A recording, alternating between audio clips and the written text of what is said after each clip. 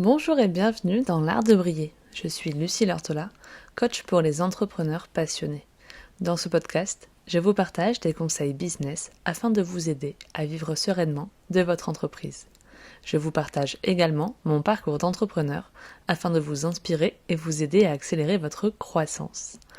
Aujourd'hui, on se retrouve pour un épisode en lien avec le money mindset. Quelles sont vos croyances vis-à-vis de l'argent ? Car oui, si vous m'écoutez aujourd'hui, que vous êtes entrepreneur, vous avez sans doute besoin de générer plus d'argent.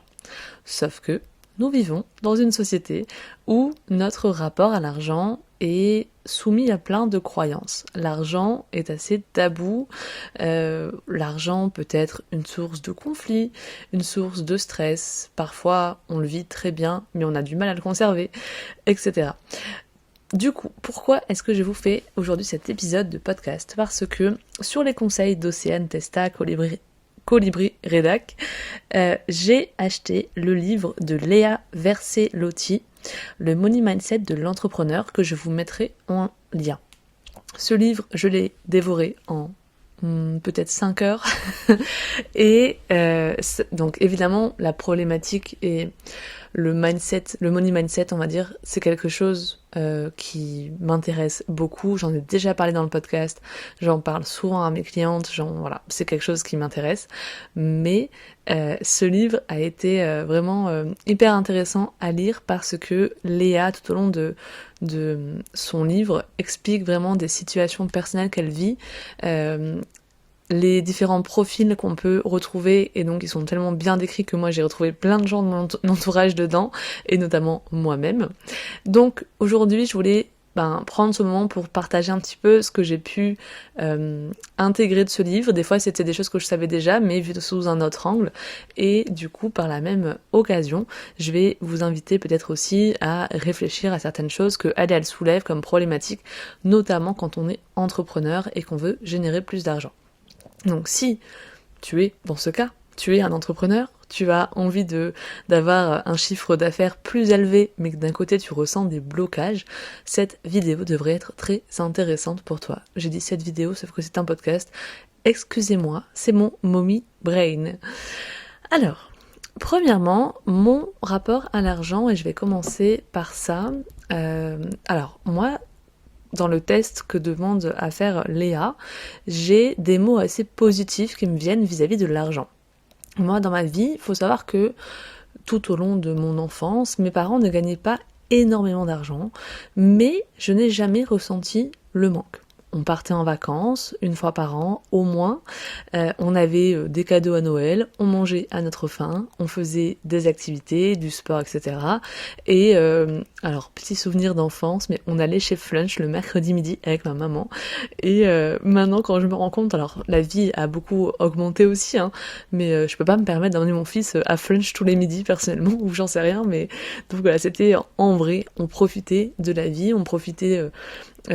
ma mère a toujours eu ce truc-là de se dire on profite, et ma mère est un peu ce côté saboteur aussi, donc je pense que voilà, elle a fini à découvert, elle a failli être interdit bancaire, mais elle a toujours conservé ensuite une dépense raisonnable de son argent, tout en sachant se faire plaisir. Et je pense que c'est ça que j'ai appris.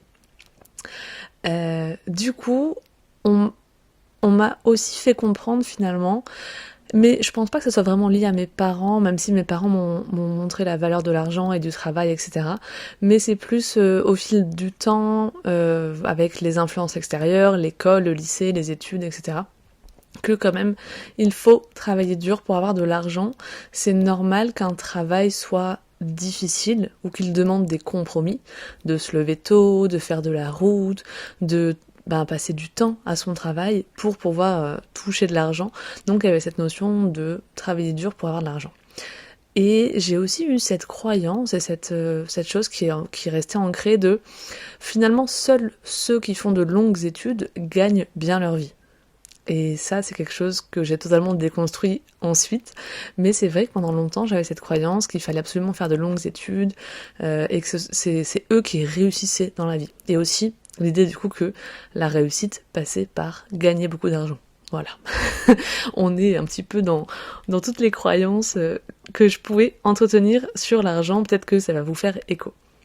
Du coup, moi, le profil, donc Léa Versellotti, dans son livre, identifie 3, entre guillemets, archétypes financiers. J'ai déjà fait d'autres tests qui en montraient bien plus, mais du coup, moi j'aime bien cette idée quand même des 3 profils un petit peu, comment dire, les plus courants. Et donc, moi, le mien, c'est l'accumulateur, ou accumulateur en anglais. Donc, clairement, je suis à 1000% accumulateur. Ce qui signifie que l'argent, même s'il a un côté positif pour moi, ça représente la liberté, ça représente le fait de se faire plaisir, c'est aussi une source de sécurité. Et je pense que c'est le mot le plus fort qui revient avec l'argent. L'argent, c'est ma sécurité. Et donc, si t'en manques dans ta vie, c'est très compliqué. Ça, c'est ce que je pense. J'ai même l'idée que vraiment manquer d'argent dans ma vie, devoir demander de l'argent par exemple parce que vraiment j'en manque, ou voilà, ce serait vraiment un véritable échec, ce serait honteux et ce serait très certainement la pire chose qu'il puisse m'arriver. Je vous explique ce qui se passe dans mon cerveau là, actuellement. Évidemment, quand je rationalise, je me dis non mais clairement ta santé, la santé de tes enfants est évidemment beaucoup plus importante. Mais il y a une part de moi, quand elle pense à l'argent et au potentiel manque d'argent, qui se dit oh mon Dieu, ce serait la catastrophe. Voilà. Donc pour vous le dire, oui, l'argent est assez positif dans mon esprit en termes de je pense pas que ça soit je sais pas une source de conflit ou d'injustice ou voilà, mais il y a un côté qui stresse d'en manquer. C'est la peur de manquer, vraiment, qui est assez forte. Et donc, globalement, l'argent pour moi est une source de stress depuis des années. Même si j'ai une grande capacité à épargner, même si j'en génère toujours de plus en plus, même si mon entreprise est en croissance, il y a toujours des croyances en moi qui pensent que je vais bientôt manquer d'argent, que ça va être bientôt la cata, etc. Et donc je me mets en mode panique. Exemple concret. Ce mois-ci, j'ai fait 3 950 € de chiffre d'affaires. C'est aujourd'hui le plus gros chiffre d'affaires mensuel que j'ai pu faire dans ma vie. Le mois d'avant, j'avais fait 3 100 € de chiffre d'affaires. Donc ce qui signifie que la barre, le palier a été dépassé, mais c'est pas non plus exceptionnel de faire plus de 3 000 € de chiffre d'affaires pour moi. Ces derniers mois, disons que si je prends sur les 6 mois d'avant, ma moyenne est d'environ 3 000 € de chiffre d'affaires, avec des mois où ça descend à 2100 et un mois où ça monte à 3 900. Donc, ce qui signifie que voilà, j'aurais pu me dire j'ai fait une fois 3900 mais le reste il est à 1000 €, donc c'est normal de stresser. Là, concrètement, j'ai un chiffre d'affaires en croissance et de façon régulière. Ok. Donc, comme je le préconise à toutes mes clientes et à moi-même aussi, j'ai célébré ça. Je me suis offert des sushis, j'ai célébré ça comme il se doit. Mais ça n'empêche pas qu'il y a des moments comme ça, des quarts d'heure qui me prennent, où je me mets en mode panique. Et donc ça, notamment, que fait tout bon accumulateur à la fin du mois? Il fait ses comptes pour voir un petit peu les dépenses. Voilà, il aime bien contrôler son argent. Donc c'est exactement ce que j'ai fait. Et fin mars, en constatant cela, je me suis dit, oh là là, la catastrophe. Oui, écoutez-moi, la catastrophe. Il faut impérativement que je mette de côté parce que bientôt je vais être redevable de la TVA, donc il y a 20% de mon chiffre d'affaires que je gagne que je vais devoir rendre. Puis évidemment, si je gagne plus que l'année dernière, j'ai les impôts qui vont me tomber dessus, je vais leur devoir plein d'argent, autant je vais leur devoir 2 000 € ou 3 000 €, je ne pourrai pas leur donner, et ce sera la panique, et du coup, comment je vais faire? Donc cet argent, il faut que je le mette de côté maintenant. Et puis, j'aimerais bien avoir une trésorerie vraiment professionnelle pour me payer des choses qui me font plaisir, mais aussi m'aider à encore plus grandir. Notamment, j'aimerais bien faire un coaching business d'ici la fin d'année pour moi-même et une séance photo professionnelle. Donc, imaginons que tout ça, ça coûte à peu près dans les 1500 €. On verra, 1500, 2000, 3000. Du coup, il faut que je mette cet argent de côté dès maintenant. Donc, je me dis panique à bord, certes j'ai beaucoup gagné, mais en fait je dois mettre de côté beaucoup d'argent Et c'est pas assez de gagner 3 950 € par mois par rapport à mes ambitions. En plus, je n'ai plus d'aide de l'État français, ce qui est en soi pas du tout un souci, mais enfin voilà, ça s'est équilibré finalement. Mais du coup, je me dis, oh là là, je n'ai plus de parachute, je sais pas, de filet de sécurité. Et donc, je me mets à péter un plomb en faisant mes comptes, en me disant ça va pas, c'est la catastrophe, ça ne suffit pas en fait, cet argent ne suffit pas, il faut que je gagne plus, il faut que voilà qu'on trouve une solution, que c'est voilà on est dans la merde financière, enfin voilà, je sors des trucs comme ça, hyper sensible quand tu nous tiens. Et donc là mon chéri me regarde et il me voit paniquer. Il me voit que je suis contrariée et il me dit mais t'es complètement starbé en fait. Et donc lui qui est totalement un autre profil financier me dit mais relax, tu sais quoi, depuis le temps qu'on se connaît tu n'as jamais manqué de rien, tu n'as jamais eu t'as jamais même ne serait-ce qu'à eu ton compte à 0 € ou dans le rouge, donc arrête d'anticiper l'idée que bientôt tu vas manquer d'argent car ce jour-là n'arrive jamais en fait, et célèbre aujourd'hui ce que tu as.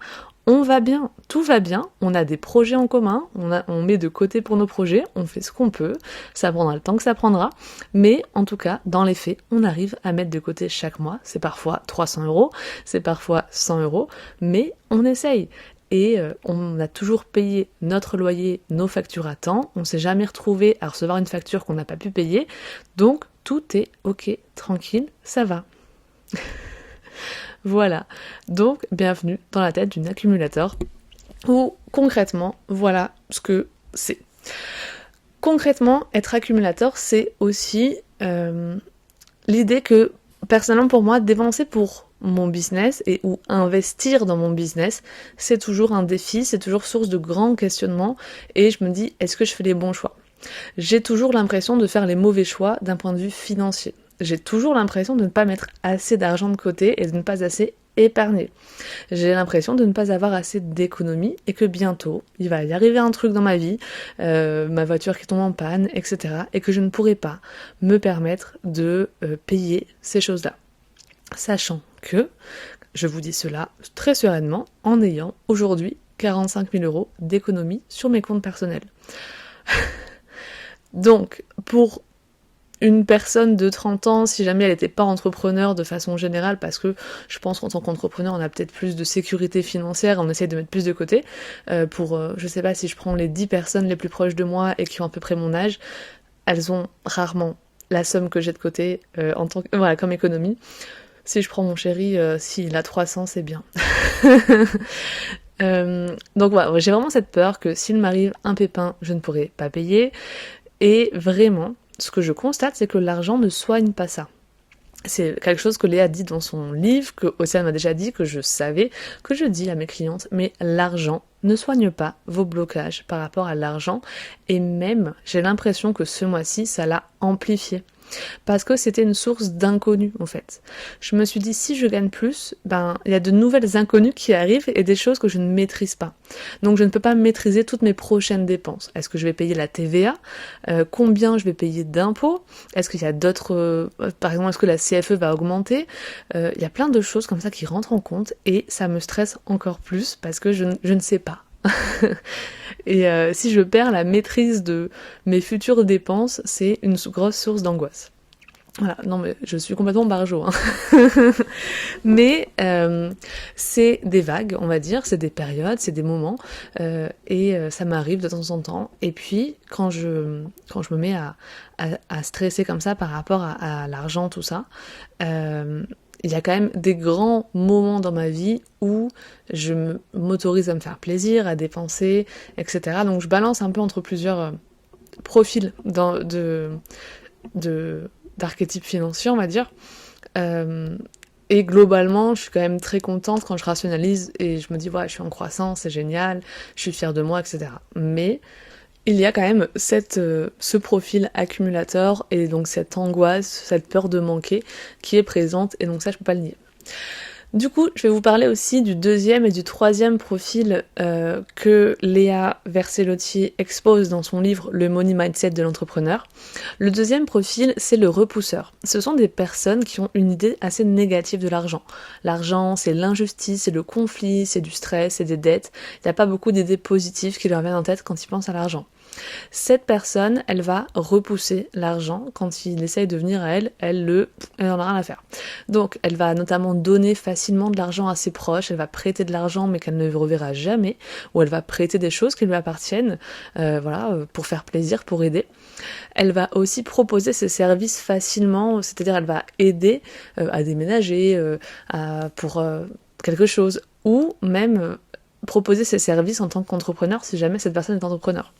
C'est-à-dire que c'est quelqu'un qui peut faire son activité bénévolement pendant 6 mois pour s'entraîner puis qui un jour peut-être se fera payer d'abord une minuscule somme et puis ensuite une plus grande somme. Ces personnes, j'ai constaté, celles que je vois le plus souvent, sont souvent des personnes dans le bien-être parce que ce sont des gens qui veulent aider. Ça va être des coachs, ça va être des hypnothérapeutes, ça va être des personnes, en gros des thérapeutes, des choses comme ça, des gens, des masseurs, des profs de yoga. Et ces gens-là vont avoir globalement un métier faiblement rémunéré. Et en tout cas, l'intention de faire de l'argent n'est pas du tout à l'origine de leur volonté de devenir entrepreneur. Si jamais ils sont salariés, c'est possible qu'ils soient moins payés que leurs collègues de bureau et qu'ils ne cherchent même pas à savoir pourquoi. Voilà. Ils peuvent faire du bénévolat, ils peuvent aider leurs proches gratuitement, ça je l'ai déjà souligné. Ou alors ils refusent qu'on les aide si jamais ils sont un jour dans dans un problème financier, dans quelque chose qu'ils n'avaient pas prévu. En tant qu'entrepreneurs, ils vont évidemment sous-évaluer la valeur de ce qu'ils proposent, leurs tarifs sont toujours très bas, ou alors ils vont offrir des réductions systématiquement, même quand on leur demande pas. Ils ne vont pas vérifier leur compte, ou alors surtout pas si les factures ont été bien réglées par leurs clients, ce qui fait que des fois les gens les payent en retard, mais ils s'en fichent et ils ne vérifient pas vraiment ça. En gros, l'argent n'est vraiment pas une source ni de préoccupation, ni de valorisation, c'est juste là, quoi.